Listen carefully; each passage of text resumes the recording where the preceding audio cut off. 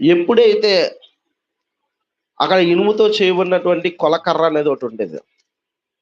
దాన్ని రంగులో ముంచి ఆ కొలకర్ర పైకెత్తేసరికి ఈ చిన్న గొర్రె పిల్లలు ఉంటాయి కదా, తల్లి దగ్గరికి చేరుకోవడానికి 10 గొర్రె పిల్లలు వచ్చాయి. ఈ 10 గొర్రె పిల్లలు వచ్చినప్పుడు ఈ 10 గొర్రె పిల్లలు వచ్చినప్పుడు వీటిని ఈ 10టిని ముద్ర వేస్తుంటే అది ప్రత్యేకింపబడినది, అది పరిశుద్ధ పరచబడినది. దాన్ని ప్రత్యేకంగా పెంచాలి. దాన్ని అన్నిటితో సమానంగా పెంచకూడదు. అన్ని గొర్రెలతో సమానంగా పెంచకూడదు. ఎందుకంటే ఇది దేవునికి ప్రతిష్ఠింపబడింది. అందరితో సమానంగా తిరగడానికి, అందరితో సమానంగా మాట్లాడడానికి, అందరితో సమానంగా మేత మేయడానికి దానికి హక్కు ఉండదు. దానికి ఒక ప్రత్యేకత.